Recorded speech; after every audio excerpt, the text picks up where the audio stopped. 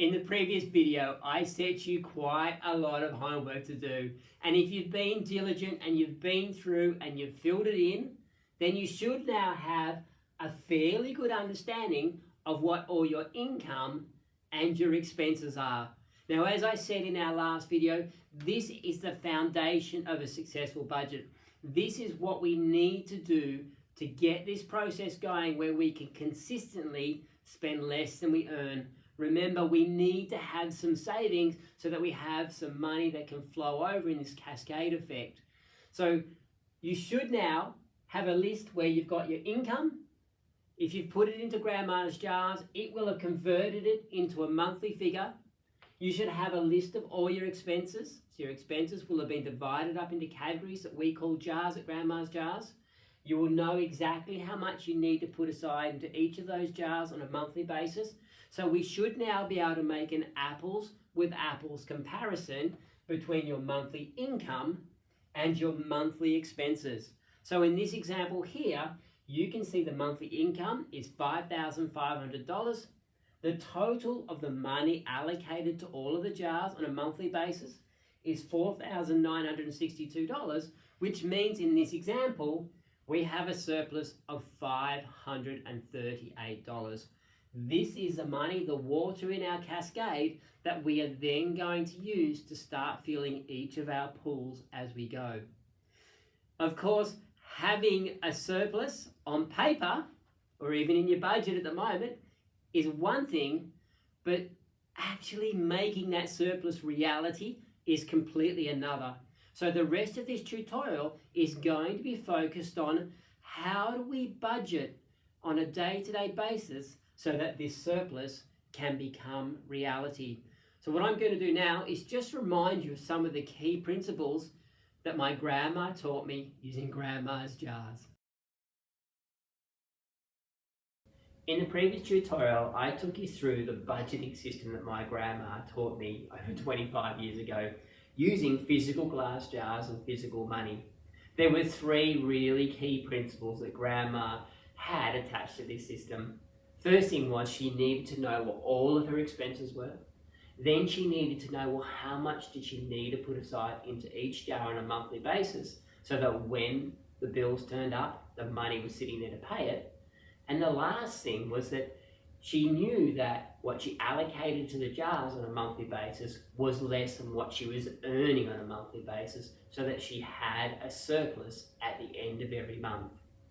Now, the purpose of a good budget is to guide your spending, not merely to report it. Now, I often have clients that will have beautiful spreadsheets or software programs that they've recorded every dollar they spend for 10, 15 years, but it hasn't actually helped them spend less. It hasn't guided their spending.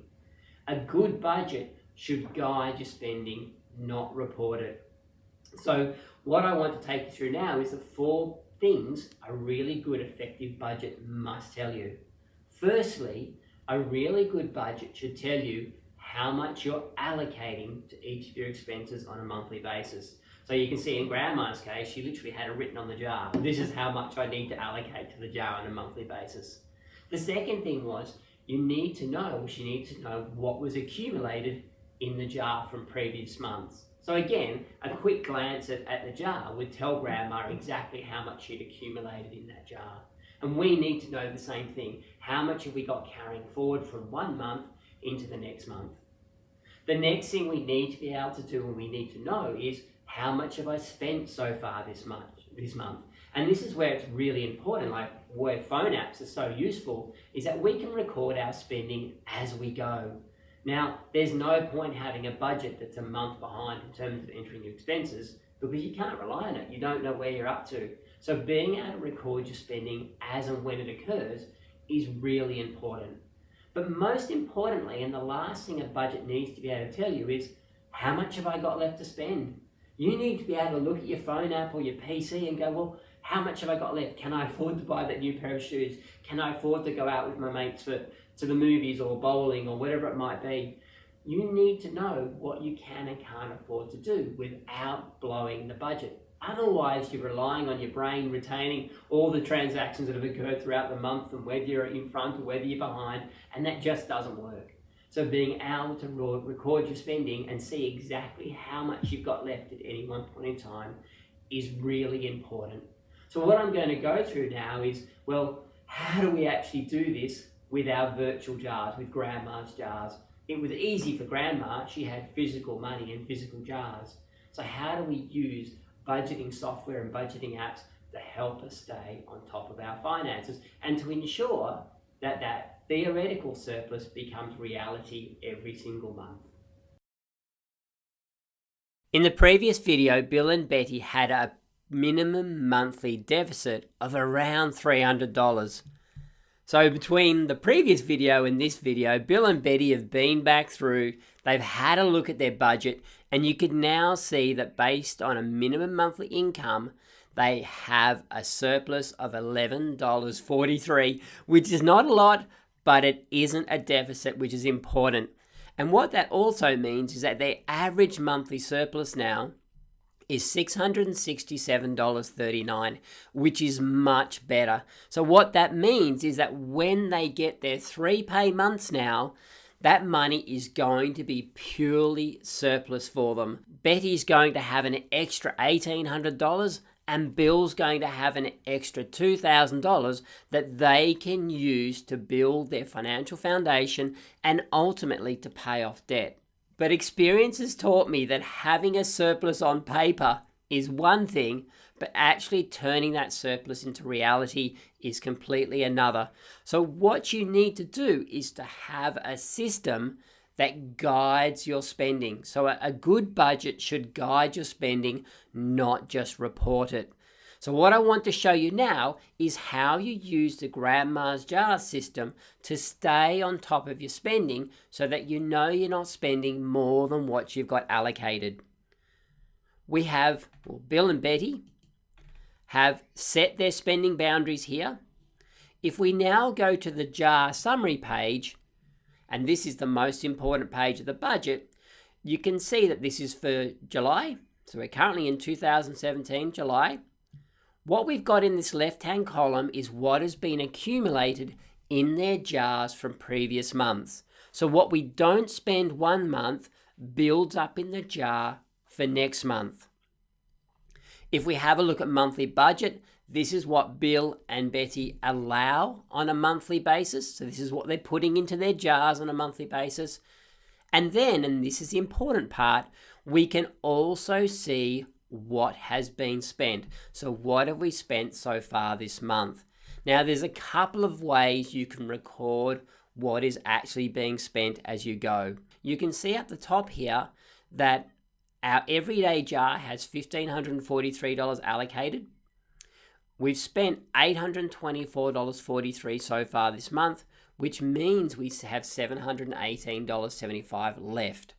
If I go to the transactions page now, I click on add transactions and I'll say, okay, let's pop in some groceries. Groceries, $100. And I'm going to take that out of my everyday jar. And it's a grocery expense coming out of my central account. Click add transaction. You will now see here we've got a grocery transaction for $100. And if I go back to your jar summary page, you can see that the amount spent has now increased to $924 and the funds remaining, $618.75. So I've entered an expense there in the system. There are also Grandma's Jars phone apps that you can download for Android and for Apple that will allow you to enter your expenses when you're out and about. The other way, though, that amount spent is recorded in this column is that some expenses can be set up as recurring within the system. So if I have a look at the utilities jar, for instance here, I have set up electricity to come out as $100 per month, every month on the 16th of the month. And the system will automatically generate that as a transaction every month without me having to enter it. Now, the really important thing is that you are entering your expenses. A really good budget must tell you these 4 very important things. What have I accumulated in the jar? What do I allow each month for that expense? how much have I spent so far this month? And this is the really important one, because most people can set up a budget where they say, here's my income, here's my expenses, but then they have no way of tracking how they're actually going. So having a system that allows you to record your spending as you go is key, because it will then tell you exactly how much funds remaining you've got in each expense.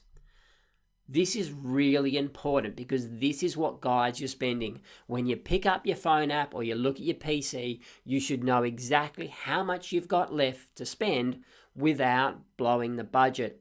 And as long as you don't spend more than what you've accumulated in your jars, as long as none of these jars here go red, your surplus will happen.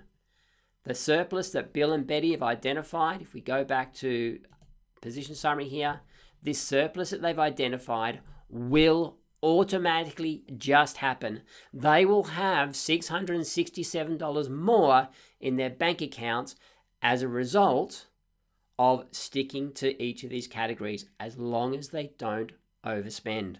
So there you go.